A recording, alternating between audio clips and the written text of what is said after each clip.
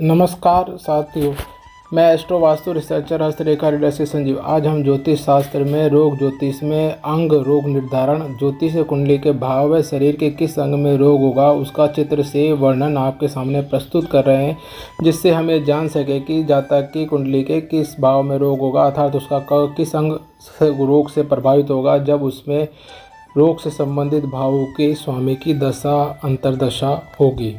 एक बात मैं पुनः स्पष्ट कर दूं कि जब जातक की दशा अंतर्दशा में छठे भाव के स्वामी छठे भाव को दृष्टि युति करने वाले ग्रह के स्वामी की दशा अंतर्दशा में जातक रोग से ग्रसित होता है, आठवें भाव से जुड़ने पर जातक को दर्दनाक रोग होता है, उसका ऑपरेशन भी कराना पड़ता है और लंबी बीमारी भी हो सकती है। 12वें भाव से जुड़ने पर जातक अपने अधिकांश समय बीमारी में हॉस्पिटल में व्यतीत करता है या हॉस्पिटल से उसका आना जाना होता है।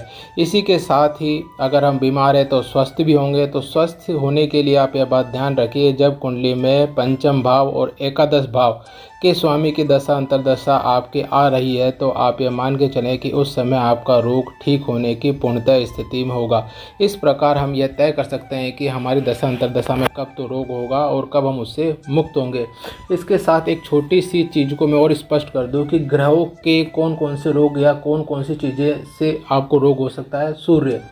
सूर्य जो आपके शुष्कता, तपाना और शोषण, यह आपको हृदय से जुड़े हुए रोग आपको दे सकता है। चंद्रमा, यह शीतलता और जलवृद्धि के कारण रोग देता है। मंगल, कटना, चुभना, मरणात्मक रोग, घुमड़ी, फोड़े, लड़ाई झगड़ा, जख्म जैसे रोग देता है। बुध आपको पेट से संबंधित जुड़ा रोग देता है। बृहस्पति आपको लीवर से जुड़ा हुआ वृद्धि या बढ़ना फूलना से संबंधित रोग देता है। शुक्र आपको रस से संबंधित रोग देता है। शनि आपको अवरोध पैदा करता है, मंदता पैदा करता है और वक्रता देकर रोग देता है। राहु आपको अचानक अंग के टूटने या अलग होने से संबंधित रोग देता है। केतु आपको गलने सड़ने से अंग के विलुप्त होने के रोग देता है। इससे संबंध में पूर्व में हम पूर्ण चर्चा हर ग्रह के संबंध में कर चुके हैं।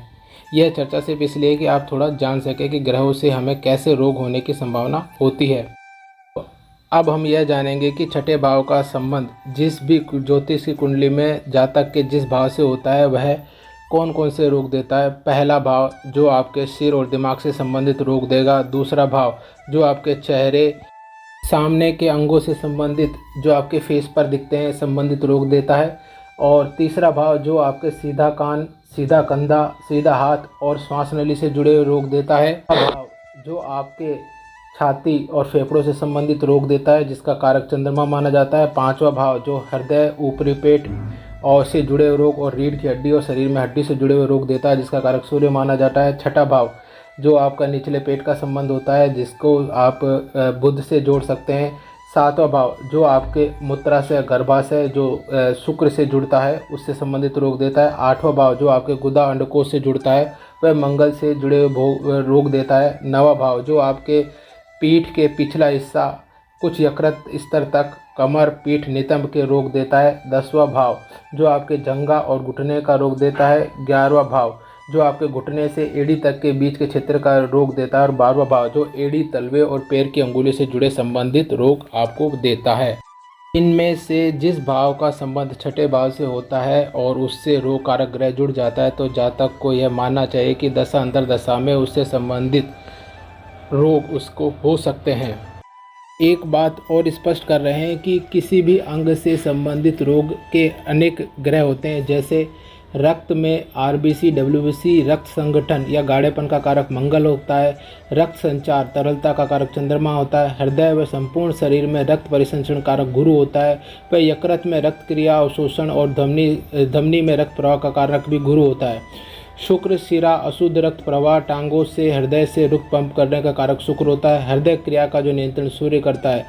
उच्च बीपी का कारण मंगल माना जाता है। निम्न बीपी का कारण चंद्रमा माना जाता है। और BP up and down fluctuation अचानक होने का कारण मंगल माना जाता है। और उसके साथ अचानक हृदय रोग की दुर्घटना होने का कारक राहु माना जाता है। संपूर्ण शरीर में रीढ़ की हड्डी का कारक सूर्य माना जाता है।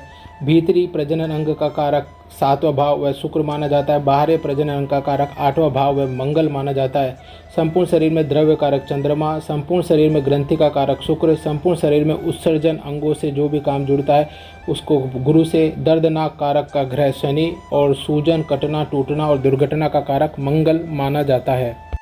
पेट में ऊपरी पेट जो पांचवा भाव होता है और उसमें अमाशय, पैंक्रियाज व ग्रंथि आती हैं जिसका कारक पंचम भाव माना जाता है। छठे भाव में टोंडी से नीचे का जो पेट आता है वह माना जाता है, जिसमें छोटी आंत, बड़ी आंत व अपेंडिक्स का क्षेत्र माना जाता है। सातवां निचला जो होता है सातवां भाव माना जाता है, जिसमें गुर्दे, आंतरिक यौन अंग और गुर्दों से जुड़े हुए सभी अंग आते हैं। आठवां भाव जो गुदा माना जाता है, जिसमें बाहरी यौन अंग और गुहा क्षेत्र शामिल होता है।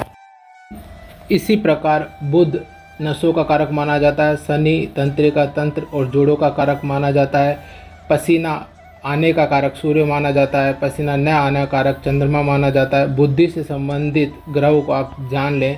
चंद्रमा पागलपन, उन्माद, हिस्टीरिया, मनोरोग, दौरे का कारक माना जाता है।